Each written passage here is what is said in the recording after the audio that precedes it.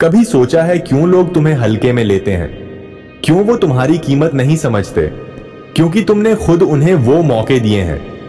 आज मैं तुम्हें बताने वाला हूं वो साइकोलॉजिकल तरीके जिससे सामने वाला तुम्हें हल्के में लेना छोड़ देगा और तुम्हारी इंपॉर्टेंस खुद फील करेगा।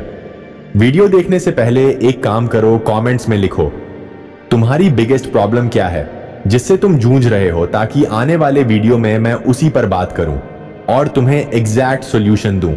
लोग तुम्हें तभी हल्के में लेते हैं जब तुम हर जगह खुद को सस्ता कर देते हो, जब तुम बार बार अवेलेबल रहते हो, जब तुम सामने वाले की हर बात मानते हो, जब तुम ना कहना भूल जाते हो, जब तुम साइलेंस का यूज करना नहीं जानते। तुम्हारी इंपॉर्टेंस खुद गिर जाती है। इंपॉर्टेंस मांगने से नहीं बनती, इंपॉर्टेंस कमाने से बनती है। इंपॉर्टेंस साइलेंस, रिस्पेक्ट, बाउंड्रीज और सेल्फ कंट्रोल से बनती है। आज मैं तुम्हें स्टेप बाय स्टेप बताऊंगा वो सारे माइंड गेम्स, वो सारी साइकोलॉजी जिससे तुम सामने वाले को अपनी वैल्यू फील करा सकते हो और वो तुम्हारे बिना अधूरा महसूस करेगा। पहला कदम है साइलेंस का इस्तेमाल। जब तुम हर बात पर रिएक्ट करते हो, हर मैसेज का तुरंत जवाब देते हो, सामने वाले को यह लगता है कि तुम फ्री हो, तुम्हारी लाइफ में उसकी जगह बहुत बड़ी है। लेकिन जब तुम साइलेंस का इस्तेमाल करते हो, सामने वाला सोचने लगता है कि आखिर क्यों तुमने रिप्लाई नहीं किया, क्यों तुमने जवाब देने में टाइम लिया। यही सोच उसकी माइंड में तुम्हारी वैल्यू बढ़ाता है। साइलेंस कोई वीकनेस नहीं, साइलेंस तुम्हारा सबसे बड़ा वेपन है। दूसरा कदम है बाउंड्री सेट करना। ज्यादातर लोग डरते हैं कि बाउंड्री सेट करने से सामने वाला नाराज हो जाएगा, लेकिन सच यह है कि बिना बाउंड्रीज के कोई तुम्हारी इज्जत नहीं करेगा। बाउंड्रीज वो इनविजिबल लाइन है जिससे सामने वाला समझता है कि तुम्हारी लिमिट कहां तक है। अगर कोई तुम्हारे साथ डिसरिस्पेक्टफुल बिहेव करता है और तुम चुप रहते हो तो वो डिसरिस्पेक्ट नॉर्मल हो जाता है। लेकिन जब तुम एक बार काल्मली अपनी बाउंड्री क्लियर करते हो, सामने वाला तुम्हें हल्के में लेना छोड़ देता है। बाउंड्रीज रिस्पेक्ट अट्रैक्ट करती हैं। तीसरा कदम है सेल्फ कंट्रोल। सामने वाला तुम्हें तभी हल्के में लेता है जब उसे पता होता है कि तुम्हारे इमोशन तुम्हारे कंट्रोल में नहीं है। अगर वो चाहे तो तुम्हें गुस्सा दिला दे, अगर वो चाहे तो तुम्हें दुखी कर दे, अगर वो चाहे तो तुम्हें खुश कर दे। इसका मतलब ये कि तुम्हारी हैप्पीनेस उसके हाथ में है। लेकिन जब तुम सेल्फ कंट्रोल दिखाते हो, सामने वाले की मैनिपुलेशन काम नहीं करती, वो तुम्हें रिस्पेक्ट करने पर मजबूर हो जाता है। सेल्फ कंट्रोल दिखाना मतलब इंस्टेंट रिप्लाई ना करना, अननेसेसरी एक्सप्लेनेशन ना देना, बार बार जस्टिफाई ना करना और खुद को प्रूव करने की आदत छोड़ देना। चौथा कदम है प्रेजेंस क्रिएट करना। जब तुम हर वक्त अवेलेबल हो जाते हो, सामने वाला तुम्हारी प्रेजेंस को नॉर्मल मान लेता है। उसे फर्क ही नहीं पड़ता कि तुम हो या नहीं। लेकिन जब तुम थोड़ा डिस्टेंस क्रिएट करते हो, अपनी एनर्जी सिलेक्टिवली इन्वेस्ट करते हो, तो सामने वाले को तुम्हारी प्रेजेंस की कमी महसूस होती है। कमी ही इंपॉर्टेंस बनाती है। अगर कोई चीज हर वक्त मिलती रहे तो उसकी वैल्यू खत्म हो जाती है, लेकिन अगर वही चीज रेयर हो जाए तो लोग उसे पाने के लिए डेस्परेट हो जाते हैं। तुम रेयर बनो, वैल्यूबल बनो, हर वक्त हाथ ना आओ। पांचवा कदम है रिस्पेक्ट डिमांड करना। रिस्पेक्ट डिमांड करने का मतलब लड़ाई झगड़ा नहीं। रिस्पेक्ट डिमांड करने का मतलब है कि अगर कोई तुम्हें डिसरिस्पेक्ट करे तो तुम काल्म रहो और क्लियरली बोलो कि ये एक्सेप्टेबल नहीं है। और अगर फिर भी डिसरिस्पेक्ट रिपीट हो तो तुम्हारा डिस्टेंस बना लेना ही तुम्हारी सबसे बड़ी ताकत है। लोग तुम्हें उतनी ही रिस्पेक्ट देंगे जितनी तुम खुद को दोगे। अगर तुम खुद को इग्नोर करते हो तो लोग भी तुम्हें इग्नोर करेंगे। अगर तुम खुद को चीप बनाते हो तो लोग तुम्हें चीप समझेंगे। इसलिए रिस्पेक्ट अपने बिहेवियर से डिमांड करो, ना कि बेगिंग से। छठा कदम है इन्वेस्टमेंट थियरी। साइकोलॉजी कहती है कि इंसान उसी चीज को ज्यादा वैल्यू देता है जिसमें उसने इन्वेस्ट किया हो। जब तुम हर चीज आसानी से दे देते हो, सामने वाला तुम्हें हल्के में लेता है। लेकिन जब तुम अपनी एनर्जी, अटेंशन और प्रेजेंस को अर्न्ड बनाते हो तो सामने वाले को लगता है कि तुम्हें पाना आसान नहीं है, और जो आसान नहीं होता वही वैल्यूएबल होता है। इसलिए खुद को इन्वेस्ट कराने दो, उसे तुम्हें पाने के लिए एफर्ट लगाने दो। एफर्ट लगाना ही उसकी साइकोलॉजी में तुम्हारी वैल्यू क्रिएट करेगा। सातवां कदम है मिस्ट्री बनाए रखना तुम्हारी लाइफ में। हर बात, हर डिटेल सामने वाले को मत बताओ। जब तुम सब कुछ क्लियर कर देते हो, प्रिडिक्टेबिलिटी बढ़ जाती है, और प्रिडिक्टेबिलिटी वैल्यू को कम कर देती है। इंसान उसी चीज को ज्यादा चाहता है जो उसे पूरी तरह समझ में नहीं आती। मिस्ट्री क्यूरियोसिटी पैदा करती है। क्यूरियोसिटी इंपॉर्टेंस को बढ़ाती है। इसलिए हमेशा अपनी लाइफ का एक हिस्सा प्राइवेट रखो ताकि सामने वाला तुम्हारे बारे में और जानने की इच्छा रखे। आठवां कदम है इमोशनल डिटैचमेंट, अगर तुम किसी पर ओवर डिपेंड हो जाते हो, इमोशनली वीक बन जाते हो, तो सामने वाला तुम्हें ग्रांटेड लेता है। लेकिन जब तुम इमोशनली डिटैच रहते हो, मतलब तुम्हारा मूड किसी के बिहेवियर पर डिपेंड नहीं करता, तुम्हारा हैप्पीनेस किसी के साथ जुड़ा नहीं है, तो सामने वाला तुम्हें हल्के में नहीं ले सकता। इमोशनल डिटैचमेंट का मतलब कोल्ड होना नहीं है। इमोशनल डिटैचमेंट का मतलब है कि तुम्हारा कंट्रोल सिर्फ तुम्हारे हाथ में है। 9वां कदम है पर्पसफुल लाइफ। अगर तुम्हारी लाइफ में कोई बड़ा गोल नहीं है, कोई विजन नहीं है, तो सामने वाला तुम्हें आसानी से हल्के में लेता है। लेकिन जब तुम अपनी लाइफ को किसी पर्पस के साथ जीते हो, तुम्हारा टाइम वैल्यूएबल बनता है, तुम्हारी एनर्जी रेयर बनती है और लोग नेचुरली तुम्हें रिस्पेक्ट करने लगते हैं। पर्पस ही तुम्हारी इंपॉर्टेंस का असली सोर्स है। 10वां कदम है नॉन नीडी बिहेवियर। नीडी इंसान कभी रिस्पेक्ट नहीं पाता। नीडी इंसान हमेशा अटेंशन के पीछे भागता है। नीडी इंसान हमेशा अप्रूवल चाहता है। लेकिन नॉन नीडी इंसान रेयर होता है क्योंकि वो खुद में कंप्लीट होता है। जब तुम नीडी होना छोड़ देते हो, सामने वाला तुम्हारी कमी महसूस करता है, वो खुद तुम्हारे अटेंशन के पीछे भागता है और यही तुम्हारी इंपॉर्टेंस की सबसे बड़ी जीत है। 11वां कदम है रिवर्स साइकोलॉजी। जब तुम किसी चीज के पीछे भागते हो, सामने वाला भाग जाता है, लेकिन जब तुम कैजुअली पीछे हटते हो, सामने वाला सोचता है कि इसमें ऐसी क्या बात है कि इसे फर्क ही नहीं पड़ रहा, और वहीं से क्यूरियोसिटी ट्रिगर होती है।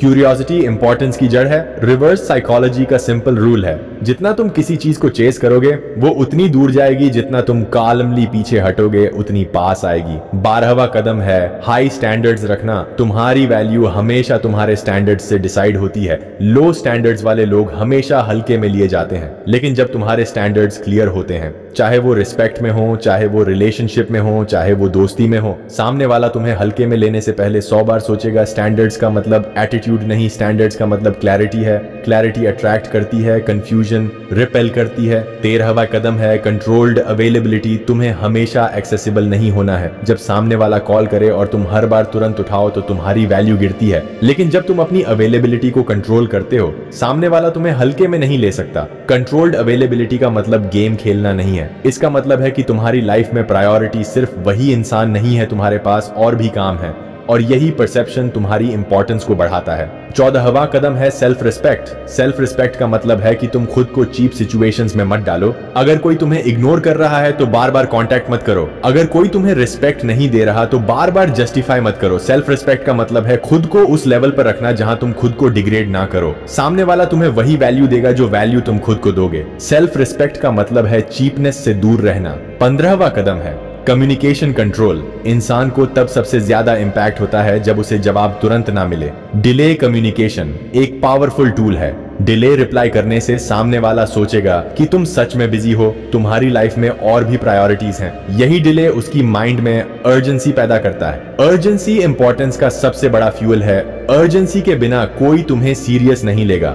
16वां कदम है वॉकिंग अवे पावर। सामने वाला तुम्हें हल्के में इसलिए लेता है क्योंकि उसे पता है कि तुम कभी उसे छोड़कर नहीं जाओगे। लेकिन जब तुम दिखाते हो कि तुम्हारे पास छोड़कर जाने की पावर है, सामने वाला तुम्हें हल्के में नहीं ले सकता। वॉकिंग अवे पावर दिखाना मतलब रिस्पेक्टलेस सिचुएशन से काल्मली डिस्टेंस बना लेना। जब तुम दिखाते हो कि तुम्हें जरूरत नहीं है, तभी सामने वाला तुम्हें सबसे ज्यादा वैल्यू देता है। 17वां कदम है नॉन रिएक्शन गेम। सामने वाला कभी तुम्हें ट्रिगर करके तुम्हारी इंपॉर्टेंस गिराता है। अगर उसने देखा कि तुम आसानी से रिएक्ट कर जाते हो तो वो बार बार वही करेगा। लेकिन जब तुम नॉन रिएक्शन दिखाते हो, सामने वाला कंफ्यूजन में पड़ जाता है। उसे लगता है तुम्हें फर्क क्यों नहीं पड़ा। नॉन रिएक्शन सबसे बड़ा शॉक है जो सामने वाले को तुम्हारी वैल्यू रिमाइंड कराता है। 18वां कदम है स्ट्रॉन्ग बॉडी लैंग्वेज। साइकोलॉजी कहती है वर्ड से ज्यादा बॉडी लैंग्वेज इंपैक्ट करती है। अगर तुम स्लाउच होकर बात करोगे तो सामने वाला तुम्हें हल्के में लेगा। लेकिन अगर तुम स्ट्रेट पोस्चर रखोगे, काल्म फेस रखोगे, स्लो बोलोगे, तो सामने वाला तुम्हें ऑटोमेटिकली सीरियस लेगा। इंपॉर्टेंस डिमांड करने से नहीं, इंपॉर्टेंस बॉडी लैंग्वेज से फील कराई जाती है। 19वां कदम है स्कैर्सिटी क्रिएट करना। इंसान हमेशा वही चीज चाहता है जो रेयर हो।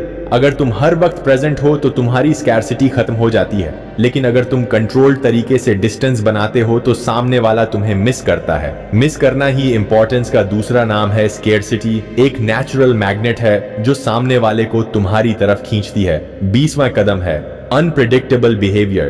प्रेडिक्टेबल इंसान बोरिंग होता है, अनप्रेडिक्टेबल इंसान इंटरेस्टिंग होता है। जब तुम हर बार सेम पैटर्न फॉलो करते हो, सामने वाला तुम्हें ग्रांटेड ले लेता है। लेकिन जब तुम कभी साइलेंस, कभी डिस्टेंस, कभी प्रेजेंस दिखाते हो, सामने वाला तुम्हें डीकोड नहीं कर पाता। और डीकोड ना कर पाने की वजह से उसकी माइंड में तुम्हारी इंपॉर्टेंस बढ़ती जाती है। प्रेडिक्टेबिलिटी कंफर्ट देती है, अनप्रेडिक्टेबिलिटी क्यूरियोसिटी पैदा करती है। क्यूरियोसिटी इंपॉर्टेंस का बेस है। 21वां कदम है इमोशनल स्टेबिलिटी। तुम्हारी इमोशंस जितनी स्टेबल होंगी, सामने वाला तुम्हें उतना ही सीरियस लेगा। अगर तुम छोटी छोटी बातों पर अपसेट हो जाते हो, छोटी बातों पर खुश हो जाते हो, सामने वाला तुम्हें चाइल्ड जैसा लेगा। लेकिन जब तुम स्टेबल रहते हो, काल्म रहते हो, सामने वाला तुम्हें एक स्ट्रॉन्ग पर्सनैलिटी मानता है। स्टेबिलिटी ही तुम्हारी ग्रेविटी है, ग्रेविटी ही तुम्हारी इंपॉर्टेंस है।